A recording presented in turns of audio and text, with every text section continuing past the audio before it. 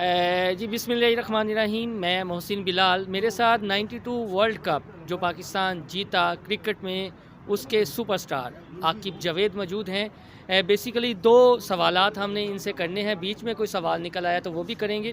विराट कोहली का एक इशू आया, थर्ड अंपायर से इतनी ज़्यादा बदतमीज़ी की, लेकिन हम ये देखते हैं कि उनके ख़िलाफ़ ख़ास तौर पर जो इंडियन क्रिकेटर्स हैं, कोई जुर्माना या कार्रवाई नहीं की जाती।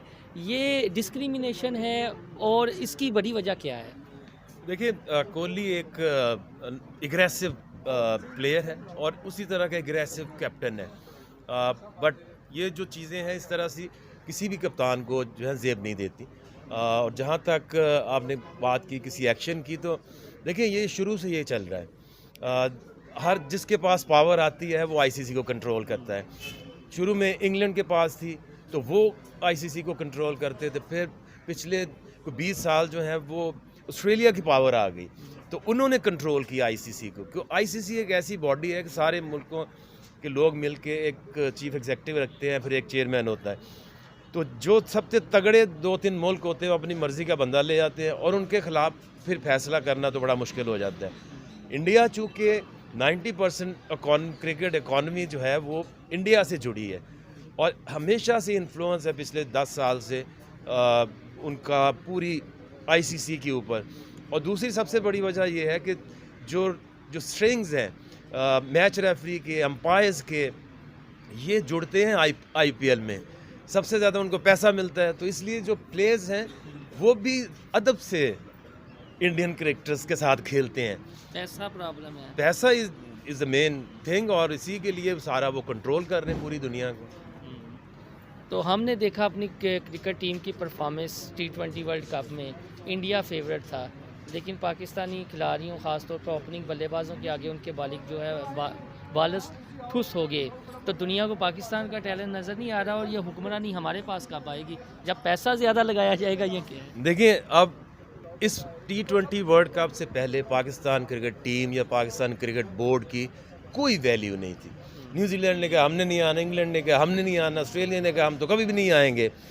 परफॉर्मेंस हुई, पूरी दुनिया के कान खड़े हुए, सबको पता चला कि पाकिस्तान टीम के अंदर कितना स्पार्क है, कितना टैलेंट है। उस वर्ल्ड कप के बाद आप देखें तो न्यूजीलैंड भी वापस आएगा कि हम आ रहे हैं, इंग्लैंड ने भी कहा हम आ रहे हैं और ऑस्ट्रेलिया तो मार्च में पहुंच रहा है।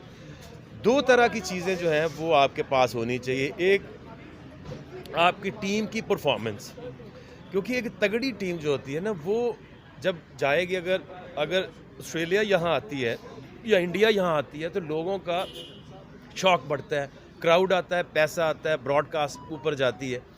तो इस दो चीज़ें परफॉर्मेंस इन्होंने कर दी है। अब जिस तरह से पीएसएल में इस दफ़ा बहुत ज़्यादा राइज आई है, 3-4 टाइम चीज़ें जो हैं वो ब्रॉडकास्ट एवरीथिंग ऊपर गई है।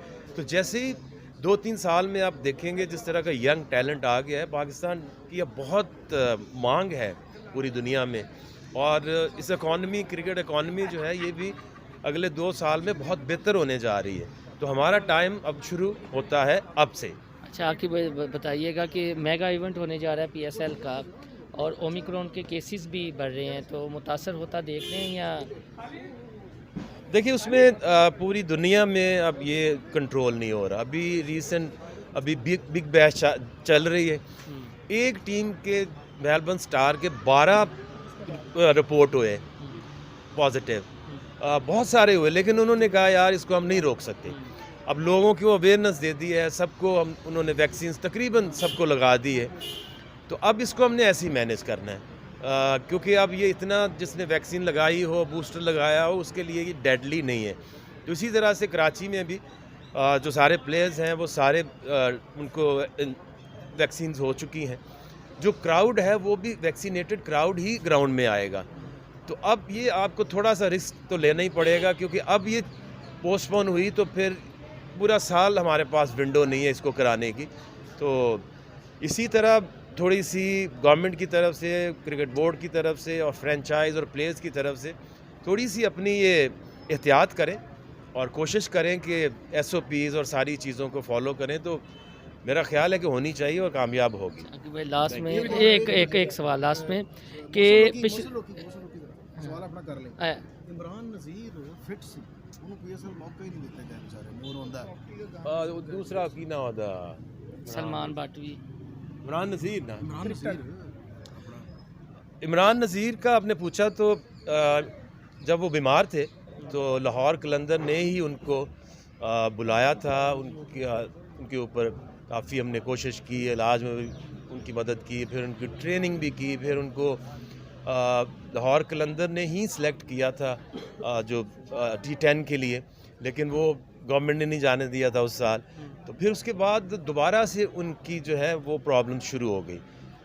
हमने तो उनको पूरा मौका दिया था कि आप फिट हैं तो आएँ, अब हम आपको सपोर्ट करते हैं, लेकिन वो दोबारा से उनकी वो जो फिटनेस है पीक वो वापस नहीं आ सकी। अगर भाई लास्ट में शुएब अख्तर वर्सेस वसीम अकरम, यानी वसीम अकरम के साथ थोड़ी सी बदतमीज़ी, क्या समझते हैं कि हमारी क्रिकेट टीम में वो जो आपके दौर में रख रखाव था प्लेयर्स का, सीनियर जूनियर्स का, किसकी गलती थी और क्या ऐसा होना चाहिए था?